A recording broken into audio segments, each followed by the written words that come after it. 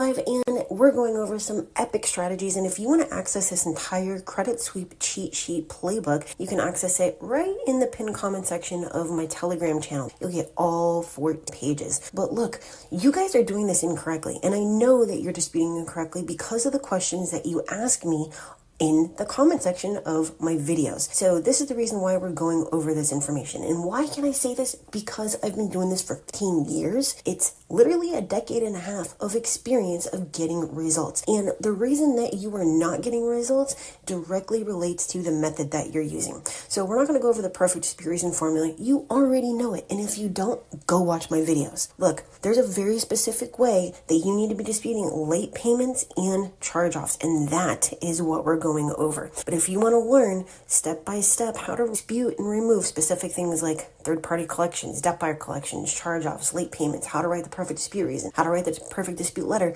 then you're going to want to access this. Now, before we get started with this, if you want to see if I can do a credit sweep for you, head over to my740.com, schedule a call with me, and I'll see if I can help, okay? Look, I understand that you may not have time. I have a ton of truck drivers. I have a ton of military members who reach out to me, and that's totally fine. That is what I am here for, okay? Just the same as I take my BMW to BMW only to fix it, or I go to someone for my business taxes, you might want to find professional help, someone who can actually get results, and that would be me. All right, so let's go over removing charge-offs first. This is very specific in what you want to look for. So on the left side, we have what to look for. On the right side, we have the reason. And we're going to do the same thing for late payments, which is going to be above this, okay? How to remove late payments. Why am I saying that you guys are disputing incorrectly? Again, it's in the questions that you are asking, such as, when do I go to the CFPB? Do I go on the first round? No, you don't go on the first round. When you go to the CFPB, you want to make sure that you've exhausted all your remedies. You have your credit reports, your dispute letters, your violation log. You need to prove that you reached out to them and they did not do what they were supposed to by law, and therefore here's this and this proving that they need to remove it from your credit report. Okay, so that's just an example, but let's go to charge-offs. So what you want to look for is going to be the date last paid. This is outside of blatant inaccuracies and violations such as 3 different balances, 3 different past dues, or past dues reporting on an account that was paid or something like that. You're going to want to start with the date last paid. You see, the date last paid is actually going to be what stipulates when the account is naturally going to fall off. So this has to be the same on all 3 bureaus. It's the date you last paid and never paid again. And if you dispute and then they go and change it, that is so that it stays on your credit report for even longer, which means that you're not going to have it come off in 2 years when it's supposed to. It's going to come off in an additional 5 years to equal another 7 years. You don't want to do that. You have to make sure that this is consistent from report to report. The next thing that you want to look at is going to be something like the date last reported. This is required to be updated when the credit bureaus, quote unquote, verify as accurate. If they verify but did not change this date to be when it occurred, it's likely that no investigation even happened to begin with. And yes, they will just do an automatic verification based off your address. Why is it so important to remove your personal information first? Because your negative accounts are attached to you by your personal information. So if you're not removing it, you're giving them a way to automatically verify. Another thing that you can look at is going to be the oldest late payment you can see on the credit report. Now, if you're using a site like Identity IQ, you only have 24 months. Why are you limiting yourself? You should be using My Free Score. Now, it shows 2 times more information than all these other sites like Identity IQ and Smart Credit. My partner link is down in the description, and you can go sign up for it. If you don't, that's totally completely up to you, but you should be using the information that is made available to you that is going to give you the best possible chance, and that's going to be My Free Score now, okay? The older the late payment, the harder it is to verify.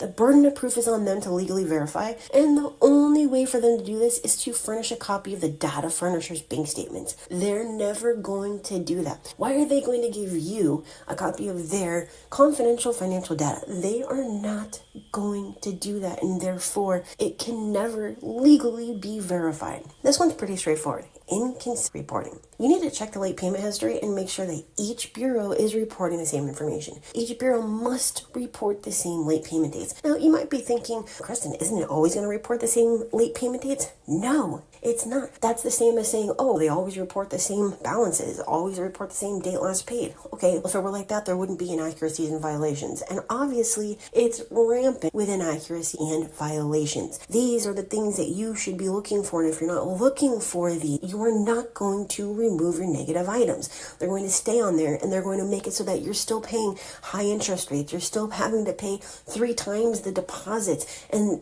when you go and apply for a credit card, even a $200 builder card, you get denied. If you want to stop getting denied, you want to stop getting verified as accurate, you need to pay attention right now. I've been proving for a decade that these strategies work. Date of first delinquency. Similar to the oldest late payment date, check the account reporting for the first day of delinquency and state you were not late on that date. Again, because it's the first day of delinquency, it's going to be older than your most recent late payment, and it's harder to verify, okay? Late payment history, if it says charge off, it should not be reporting like that. Look, once an account is closed, there should be 0 payment history, such as charge offs, unless you are actually paying on the account. There should be 0 late payments and 0 further activity, okay? The reason that you see it saying charge off in the payment history is because you didn't pay it. There's a balance, and therefore the credit bureaus automatically report it as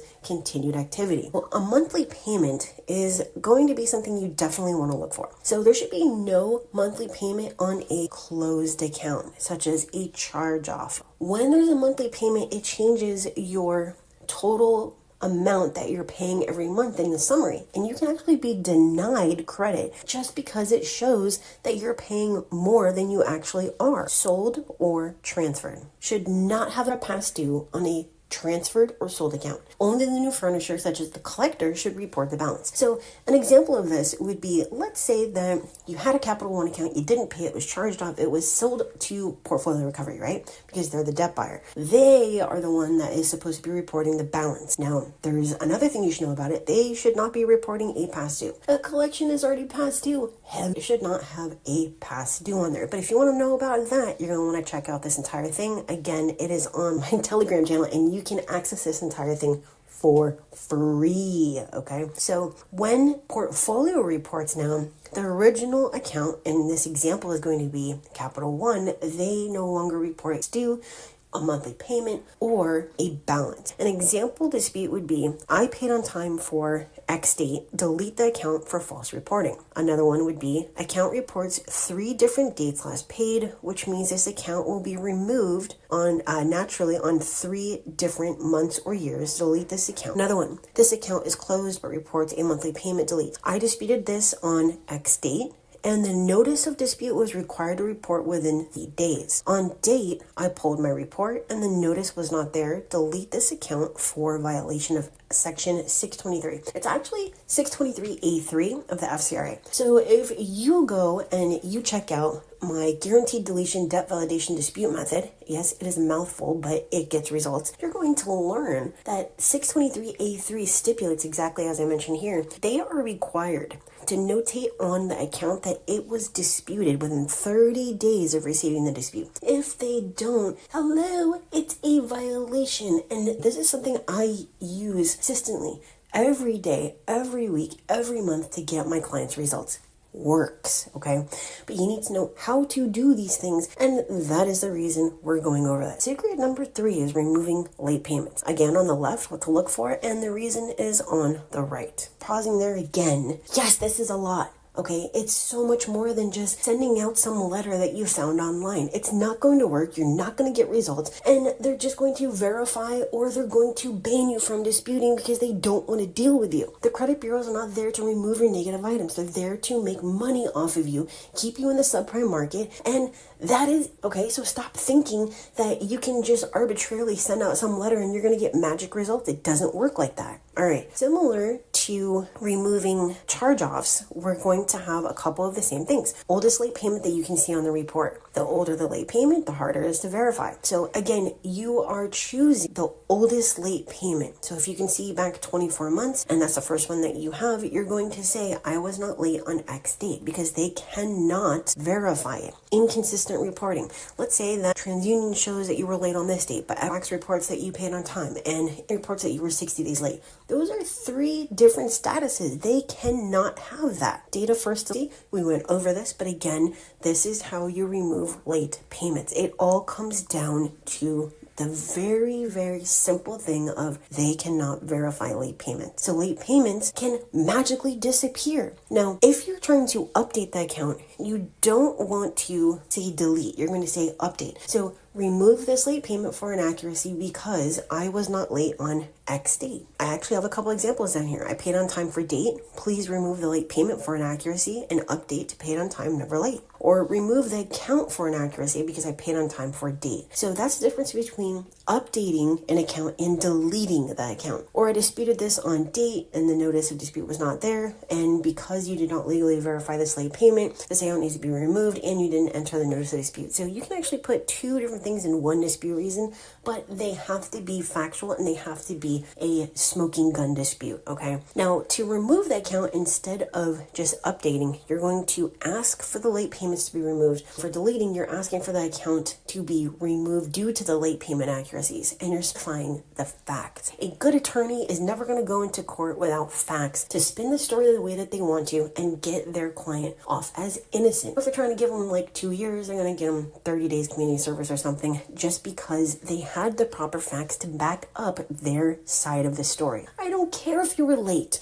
Can it be proven? If it cannot be proven, then there can be 1,000 people who see a crime occur, but because of technicalities, because they didn't read them the Miranda rights, because this person said that they were wearing a blue shirt and that person said red, they have to go through the process and the steps of the legal system and have to be found guilty. It doesn't just happen where, someone sees a crime occur and all of a sudden they go to jail. There's a process for this, and when you use the facts accordingly, you are going to be able to story that you want to and get your, okay? If you want to learn how to remove debt buyer collections like portfolio recovery, it's on here. Removing third-party collections like medical or the gym, it's on here. We already went over removing charge-offs. There's student loans on here and bankruptcy and the proper way to write a dispute letter and what you should be looking for to remove those student loan collections and why you shouldn't be disputing online. I literally teach you by quizzing on here. So to remove charge-offs, bank accounts, credit cards, payday loans, personal loans, business loans, mortgages, etc., use the specified tactic per specified dispute round. It's right here. Round 1, do this. Round 2, do that. Round 3, do this. Round 4, do that. Round 5, round 6, etc. This is a step-by-step how to dispute the negative items in your credit report and get it removed. Even what to include in your dispute letter. So look, you can find out why this specific structure works, what your why paragraph is, how to dispute your accounts and reasons,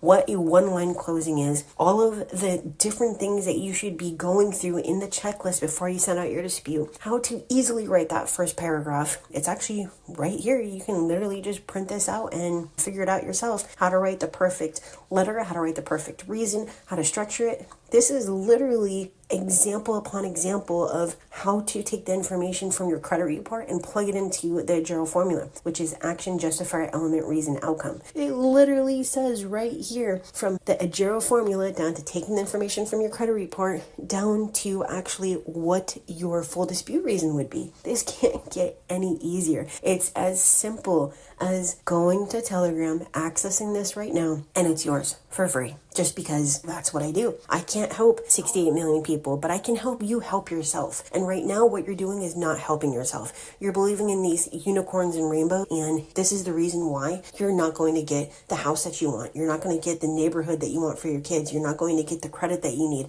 You're not going to have that cushion. You're not going to have the money that you need. It's because you are not disputing the right way, and I'm here to help you stop that vicious cycle right now. If you're ready to do that, go access this entire thing for free on Telegram. Everything's going to be down in the description so that I can see if I can help you, or you can access my full course, of which this is just 1/3000th, meaning that there's 3,000 other things that you're going to access besides this in the credit repair course on steroids, the dispute funnel, chat with credit, live automation, and Letterfy 180, and the Facebook group. If you're interested in any of this, just reach out to me. Otherwise, if you want to see if I can do a credit sweep for you, go to my740.com right now.